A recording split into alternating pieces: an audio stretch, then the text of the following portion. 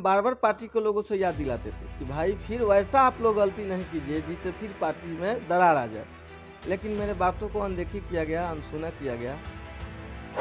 देखिए, खेल जनता बनाती बिगाड़ती है, कि किसी नेता की बस की बात नहीं है कि खेल बना दे बिगाड़ दे। यदि नेता की बस की बात रहता तो आज यूपी चुनाव देख लीजिए कि जनता तत्पर था कि ना भाई पार्टी का लोग गलत कर दिया, गलत चुनाव कर दिया, सही लोगों को टिकट नहीं मिला, तो जनता पसीना छोड़ाने और बहाने का काम की, उसमें मेरा कहीं से दोष। लेकिन पार्टी से बाहर रख के भी हम पार्टी को ये भी बड़ी नेतृत्व है, सभी लोगों से मेरा आग्रह अपील है कि आप लोग सही चुनाव कीजिए।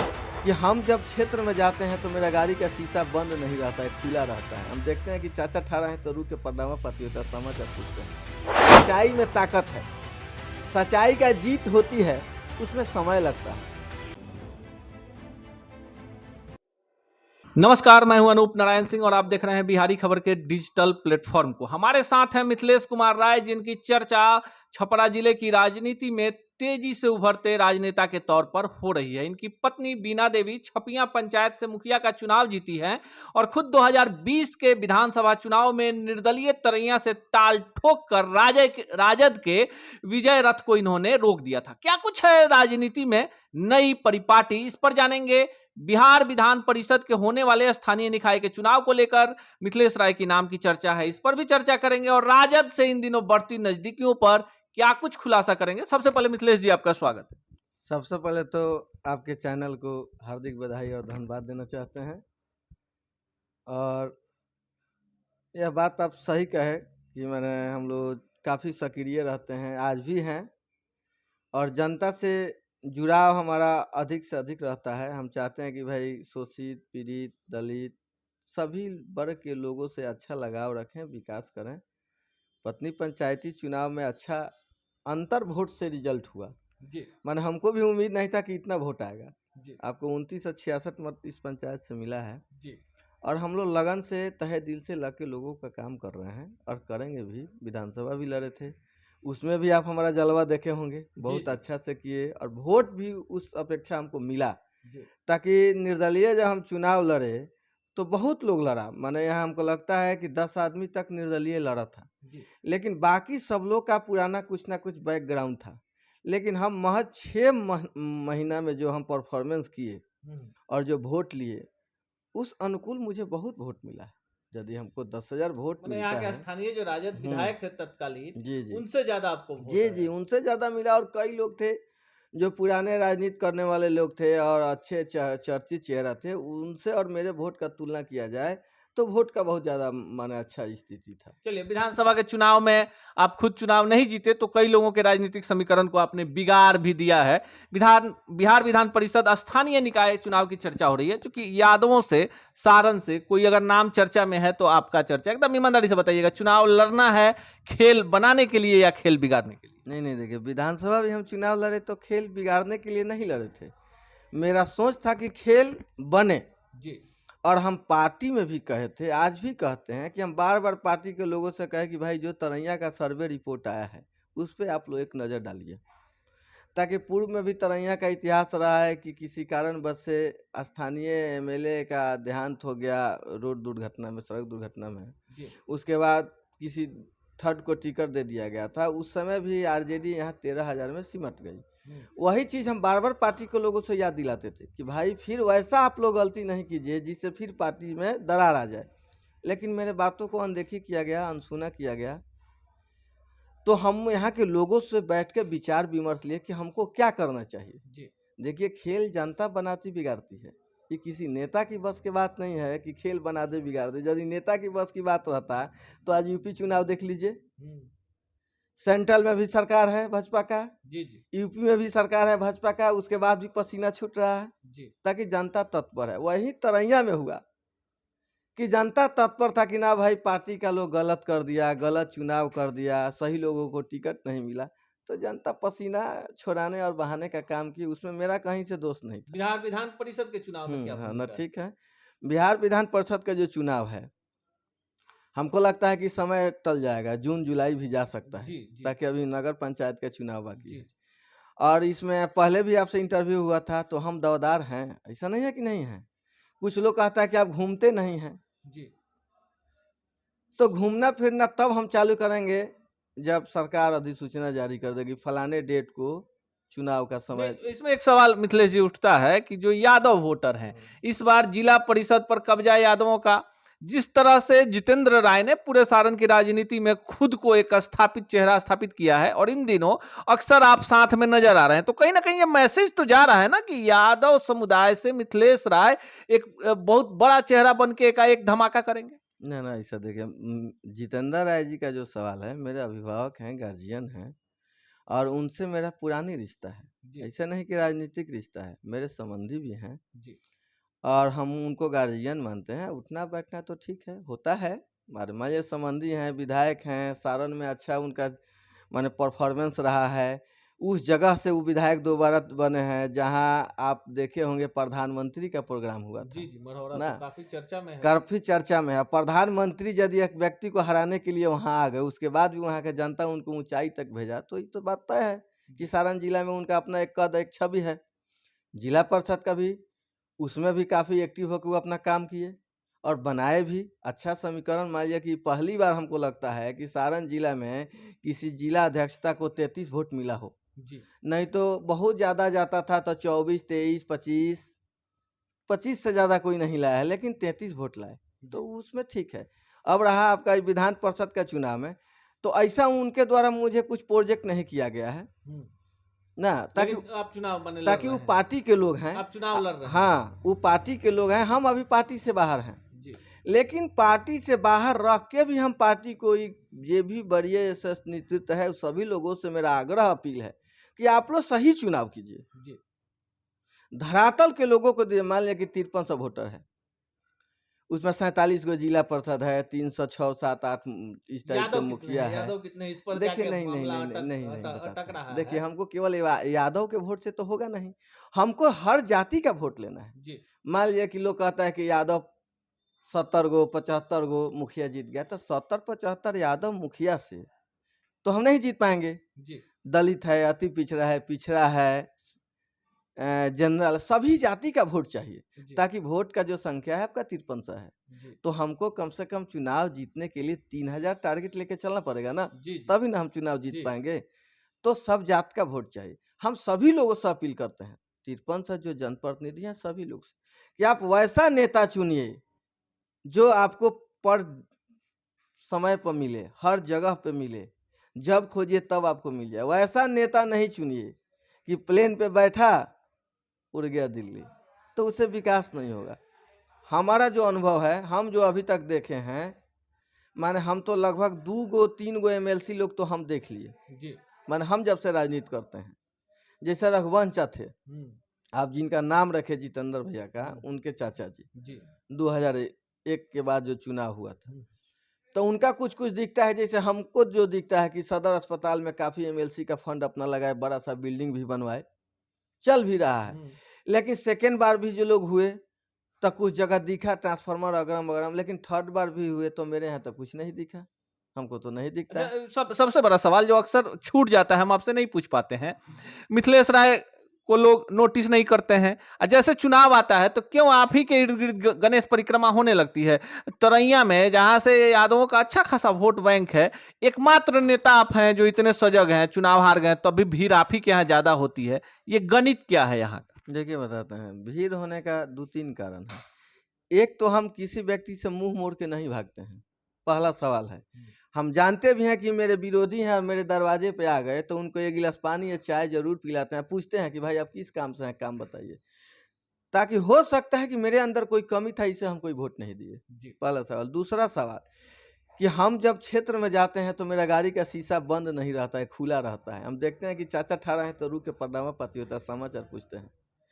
तीसरा सवाल कि मेरे यहाँ PMCH का भी लोग काम लेके आता है, तो हम ये नहीं कहते हैं कि हमसे नहीं होगा, हम प्रयास करते हैं कि हमसे हो या मेरे किसी सागा संबंधी से हो, चाहे जिस स्थिति में पैरवी करा के उसको कराए। जैसे अभी उदाहरण आपको बताते हैं, एक लड़का अभी ब्रेन हेमरेज किया उसका उत्तराखंड में, वहाँ ऑपरेशन हो गया, लेकिन उन लोगों को लगा कि भाई मिथिलेश जी से कहने से मेरा काम सज जाएगा। डॉक्टर उसको वहाँ से बोल दिया कि आप घर ले जाइए। वो लोग ले आके अशोक सिन्हा यहाँ भर्ती किया, काफ़ी खर्च है, आप तो जान रहे हैं अशोक बाबू यहाँ। लेकिन हम वहाँ से पीएमसीएच में अपने यहाँ से जाके आनन फानन में सारा व्यवस्था करवा के आईसीयू बेड दिलवाए, आज वो लड़का है। तो आखिर उस परिवार को, उस गांव मोहल्ला को लगा ना कि एक साधारण गांव में रहने वाला आदमी यदि इतना कर सकता है तो इसको कल एमपी एमएलए विधायक विधान परिषद बना दिया जाएगा तो और कितना कर सकता है। यही भीड़ का कारण है, मुख्य कारण यही अब है। सीधे सवाल पर आ जाते हैं कि अब चुनाव तो होना ही है, नगर परिषद का चुनाव होगा, उसके बाद एमएलसी का चुनाव होगा। क्या कुछ रणनीति है? क्योंकि आप घूम रहे हैं, ऐसा नहीं है कि आप दिख नहीं रहे हैं, लेकिन आप घूम रहे हैं, जो हमारे पास जानकारी है, और लगातार आपकी जो टीम है नए जीते हुए जनप्रतिनिधियों के संपर्क में भी है, और आपके प्रति लोगों की सहानुभूति है कि मिथिलेश जी को भी चुनाव जीतना चाहिए। क्या अगर आप एमएलसी बन जाते हैं तो क्या आपकी प्राथमिकताएं होंगी? देखिए, हम लोग यदि एमएलसी बन जाते हैं हम ना, तो इसमें 2 सवाल है अभी मेरे साथ। पहला सवाल तो एक कल हम लोग बैठक भी रखे हैं पटना में मुखिया संघ का, पूरे बिहार भर का। जी। उसमें अधिक से अधिक हमको लगता है कि छपरा, सिवान, गोपालगंज जितना हम लोग के संपर्क में लोग हैं, सभी लोग को हम लोग सूचना किए हैं। हम लोग कल का बैठक रखे हैं, मेरे जिला अध्यक्ष भी उसमें है मुखिया संघ का। हम लोग एक रणनीति तैयार करते हैं, यदि सब लोग का सहमति बन जाता है तो हम लोग एकदम 110% चुनाव के मैदान में रहेंगे, इसमें कहीं से दो राय नहीं है। यदि हम आते हैं जीत के तो 2-3 चीज़ मेरा प्राथमिकता रहेगा। जी। पहला प्राथमिकता रहेगा कि देखिए, पंचायत से ही लोकसभा तक मैसेज जाता है। पहला पंचायत प्रतिनिधि है वार्ड के बाद आपका मुखिया होता है, मुखिया के बाद ब्लॉक प्रमुख हो गया, जिला परिषद के बाद चेयरमैन हो गया। तो मेरा ये सोच रहेगा कि निचली स्तर की जो भी जनप्रतिनिधि हैं उनको अच्छा सुविधा मिले। मैं विधायक जी को 80,000 मिलता है, लेकिन आज वार्ड जो जीते हैं उनको सरकार क्या देती है? कुछ देती है? खाली लगाओ, बजाओ, फंसाओ। तो हम लोग उस टाइप का व्यवस्था करेंगे कि भाई पंचायत का विकास हो। जैसे आप चले जाइए मध्य प्रदेश में, आप कर्नाटका में चले जाइए, वहाँ का पंचायत का व्यवस्था देखिए। जी। लेकिन अपने यहाँ कहाँ है? नहीं होने का क्या कारण है कि पंचायत प्रतिनिधि का बात सदन में लोग नहीं उठाता है। आज देखिए बिहार का शिक्षा क्यों डूब गया है। आज यदि बिहार सरकार दे दे कि पंचायत का जितना विद्यालय है वो मुखिया जी का मॉनिटरिंग में चलेगा, देखिए विद्यालय नहीं सुधर गया तो आप कहिएगा कि कोई कह रहा था, लेकिन नहीं देता है। इसका क्या कारण है कि मुखिया इसका मालिक है? नहीं, सरकार का सोच गलत है। आप उसको दे के देखिए, आज जो पीडीएस का दुकानदार है, हम खुद, मेरे परिवार में पीडीएस का दुकान है, ये पहला ऐसा आदमी है कि सारण जिला में 5 किलो अनाज बढ़ता है। हम जब से पीडीएस का दुकानदार मेरे भाई पैक्स से जीते तो हम वादा किए थे कि 5 किलो बढ़ेगा। 5 किलो बढ़ता है, प्रत्येक महीना 40 किलो 50 किलो शॉर्ट होता है, जिसको हम मार्केट से खरीद के भरपाया करते हैं। लेकिन किसी पदाधिकारी के पास गिराने हम नहीं गए कि ना हम 4 किलो बांटें, ताकि हम जनता से वादा किए थे। तो आप जान सकते हैं कि 5 साल में कितना उससे घाटा लगेगा। लेकिन वो जो घाटा है वो मेरे साथ जनता खड़ा है। आज कोई भी अधिकारी जांच करने आता है तो एक लाइन में लोग बोलता है कि मणिकांत राय जो पैक्स अध्यक्ष हैं उन्हीं यहाँ 5 किलो बढ़ता है, जो मिथिलेश राय फायदा भी तो है ना कि आपकी पत्नी है। छपरा में सबसे ज्यादा वोट से मुखिया से बन जीती, जाती हैं, ठीक। आप एमएलसी की तैयारी में हैं, तैयारी आप कर रहे हैं, और होश कई सारे लोगों के उड़े हुए हैं। तो वही बात हम कहना चाहते हैं कि हम लोग जब जीत के जाएंगे तो सदन में ही बात रखेंगे, शिक्षा पर, स्वास्थ्य पर। हर पंचायत में स्वास्थ्य का ही बना है, पीएससी बना, लेकिन कहाँ व्यवस्था है? नहीं व्यवस्था है कि मुखिया को वार्ड को नहीं दिया गया है। नहीं दिया गया है तो प्रखंड से चल के डॉक्टर साहब आते हैं 2 बजे तले, पता लगता है कि ये डॉक्टर साहब तो 11 बजे चले गए हैं। लेकिन मुखिया जी के निगरानी में आ जाएगा तो डॉक्टर साहब को 10 बजे से लेकर 4 बजे तक रहना पड़ेगा। मुखिया जी की जिम्मेवारी लग जाएगा तो 9 बजे से लेकर उस मास्टर साहब को 3:30-4 बजे तक विद्यालय में रहना पड़ेगा।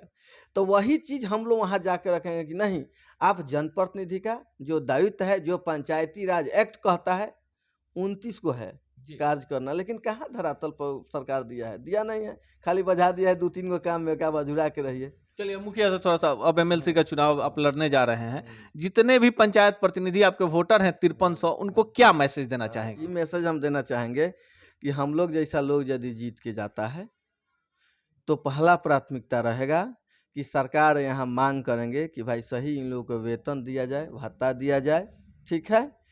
और जो भी पंचायत का रख रखाव विधि व्यवस्था है वार्ड को, उन लोगों को आगे किया है। कुछ लोग कहता है कि 20 शेयर दिलवाएंगे, 25 शेयर, लेकिन हम ये नहीं कहेंगे कि 20 शेयर 25 शेयर दिलाएं, ताकि हम सरकार का मानसिकता जानते हैं। लेकिन 500 भी नहीं होने देंगे हम, ये भी गारंटी है। हम 2000 भी नहीं होने देंगे। हम उस जगह पर ले जाएंगे जिससे उस वार्ड को लगे कि हम मिथिलेश राय को वोट दिए तो मुझे एक मान सम्मान जगह मिला। दूसरा नंबर चीज कि हम लोग जाएंगे तो देखिए आज हर पंचायत का जो स्थिति है, वोट तो लोग पंचायत प्रतिनिधि से लेता है, वार्ड से लेता है, सबसे ज़्यादा वार्ड का संख्या है। हम लोग ये भी कहें कि मेरा ही अंग पंच है और मेरा ही अंग सरपंच है, तो उसको सरकार वोट से क्यों वंचित की है, इसका क्या कारण है? बहुत बड़ा बात आप बोल रहे हैं। तो इस बार यदि वंचित कर देती है, हमारे जैसा लोग जीत के जाता है, तो तबे चुनाव फिर होगा, जब तक उसको जोड़ा नहीं जाए। आखिर एमपी साहब वोट देते हैं, एमएलए साहब वोट देते हैं, तो फिर उस सरपंच और पंच काहे नहीं देते? सवाल जो मिथिलेश राय उठा रहे हैं, चाहे वो 10 वोट का प्रतिनिधि हो या 10 लाख का हो, लोकतंत्र में ये व्यवस्था होनी चाहिए कि सबको समान अधिकार मिले। पंचायती राज व्यवस्था से जीत कराए नवनिर्वाचित पंचायत प्रतिनिधियों में वार्ड सदस्य, पंचायत समिति मुखिया, जिला पार्षद, विधायक और सांसद और नगर परिषद के नवनिर्वाचित सदस्यों के द्वारा सारण में और पूरे बिहार के 24 सीटों पर एमएलसी का चुनाव होना है। 1 साल का विलंब हो गया है कोरोना गाइडलाइन के कारण। अभी चूंकि नगर परिषदों का गठन हुआ है, इसलिए थोड़ा सा 1-2 महीना विलंब हो सकता है। मिथिलेश राय जी, आखिरी सवाल, क्या लोगों से अपील क्या करेंगे जो आपके वोटर हैं? हाँ, हम यह अपील जरूर करेंगे कि हम यदि अच्छे लोग हैं, आपको लगता है कि यह मेरा भाई भतीजा जीत के जाएगा तो सारण के धरती से नाम रोशन होगा और ये हम लोगों का बात सदन में रखेंगे, विधान परिषद में रखेंगे, तो हमारा आग्रह विनती सब लोग से है कि भाई एक बार मुझे मौका तो दीजिए, हम वहाँ तो जाके तो आप देखें, आप भेज के तो देखिए कि यह आदमी काम लायक है या नहीं है। तो मेरा यह अपील है सभी लोग से। और जैसे आपका होली बीतता है तो उसके बाद आपका ये नगर चुनाव होगा। नगर चुनाव जब बीत जाएगा तब हम लोग एक्टिव मूड में आ जाएंगे। अभी तो फोनिक सब लोग से बात होता है, हमको ऐसा नहीं है कि फोनिक बात नहीं होता है। फोनिक हमको लगता है कि हर प्रखंड के, हर पंचायत के वार्ड सदस्य से, हर प्रखंड के बीडीसी से, हर पंचायत के मुखिया से, लगभग पूरे सारण जिला के सभी लोगों से बात होता है। आए दिन हम लोग ग्रुप बनाए है, उस ग्रुप में हाय हेलो हो जाता है, समाचार कई लोग पूछते भी हैं। जैसे सोनपुर से लोग फ़ोन करके पूछते हैं कि मिथिलेश जी सच्चाई क्या है। बोले आप लोग घबराइए नहीं, सच्चाई में ताकत है। सच्चाई का जीत होती है, उसमें समय लगता है। ताकि हम साधारण व्यक्ति हैं, कुछ लोग बीच में कहा हमसे, हम आपसे कहना चाहते हैं कि इसमें 10 करोड़ रुपया लगेगा। हम उनको समझाए कि इसमें 10 रुपया नहीं लगेगा। बोले कैसे? कहन कि हम भी मुखिया हैं और मेरे बगल वाला भी मुखिया मन में ठान ले कि हमको मुखिया जी के वोट देना है, मिथिलेश राय को वोट देना है, तो 1 रुपया नहीं लगेगा। और उनके बगल वाला ही मन में बात बैठा ले कि नहीं उन्हीं के जैसा मुझे भी करना है, तो 1 रुपया इस चुनाव में नहीं लगेगा। देखिए होता क्या है, इसमें कोई मुखिया पैसा लेता है? नहीं लेता है। कोई एमपी लेता है? नहीं लेता है। कोई एमएलए लेता है? नहीं लेता है। जिला परिषद नहीं लेता है।